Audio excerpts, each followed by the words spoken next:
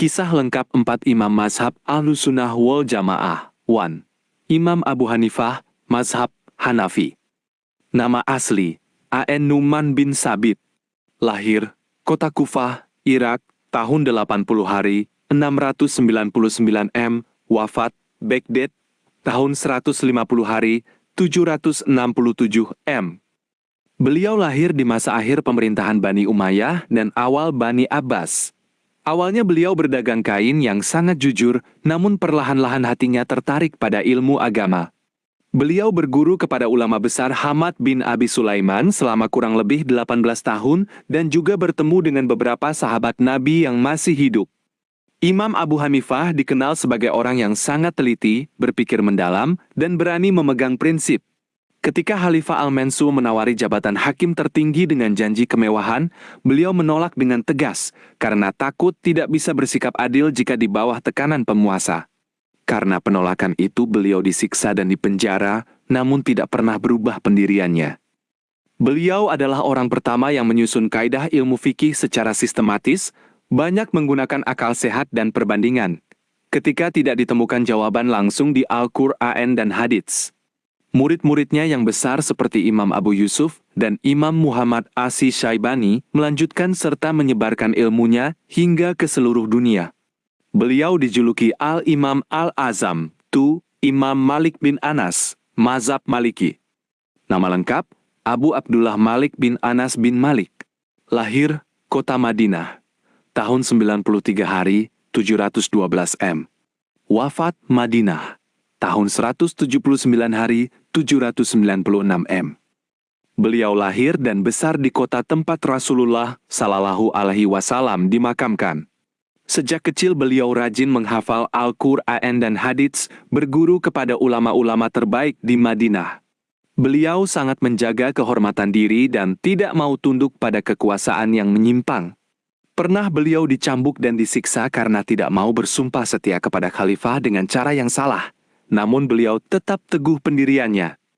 Karya terkenalnya adalah kitab Al-Muwatta, kitab fikih pertama yang disusun secara rapi, berisi kumpulan hadits dan amalan penduduk Madinah yang terus-menerus dilakukan sejak zaman Nabi. Prinsip utamanya adalah mengutamakan apa yang diamalkan oleh masyarakat Madinah sebagai cerminan sunnah yang hidup. Beliau sangat dihormati oleh khalifah dan ulama lain.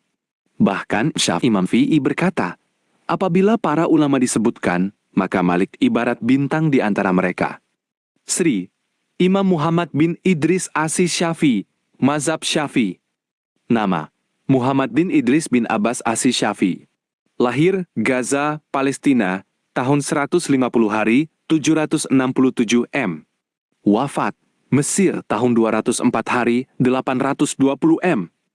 Beliau berasal dari keturunan Quraisy yang bersambung dengan kakek Rasulullah Shallallahu Alaihi Wasallam. Ayahnya wafat saat beliau masih kecil, sehingga ibunya membawa beliau ke Mekah untuk belajar.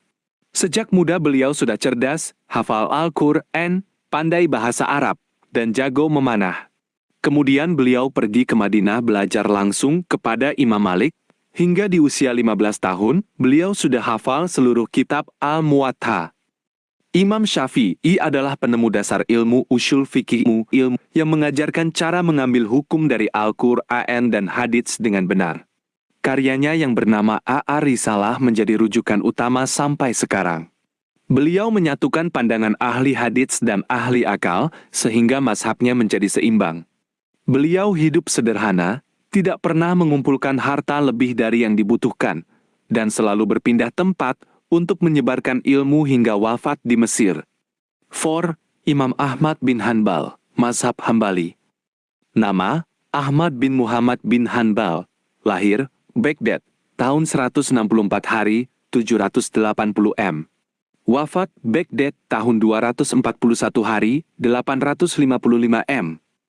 Sejak muda beliau sangat tekun mengumpulkan dan menghafal hadits. Beliau berkelana ke Irak, Arab, Yaman, dan wilayah lain hanya untuk mengambil satu hadits dari orang yang dipercaya.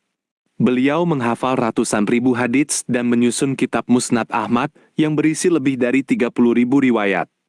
Ujian terbesar beliau terjadi saat Khalifah Al-Ma'mun memaksa ulama mengatakan bahwa Al-Qur'an adalah makhluk atau ciptaan. Imam Ahmad menolak dengan tegas, karena keyakinannya bahwa Al-Qur'an adalah firman Allah yang bukan makhluk. Karena itu beliau disiksa berat, dipenjara bertahun-tahun, dan dicambuk hingga pingsan, namun mulutnya tidak pernah mengucapkan kata yang salah. Prinsip beliau adalah kembali murni kepada Al-Qur'an dan hadits yang syahih, meminimalkan pendapat pribadi. Beliau sangat dicintai rakyat karena kesalehan dan keteguhan hatinya. Ketika beliau wafat, dikabarkan ribuan orang ikut mengantar jenazahnya, termasuk orang-orang yang sebelumnya tidak salat, karena terharu melihat kesucian hidup beliau. Penutup. Keempat imam ini hidup pada waktu yang berurutan, dan saling bertemu atau belajar satu sama lain. Meskipun cara mengambil hukum berbeda-beda, semuanya sepakat berpegang pada Al-Quran dan Sunnah Nabi Muhammad SAW. Perbedaan pendapat mereka adalah kekayaan ilmu agama, dan semuanya benar serta diberi pahala oleh Allah SWT.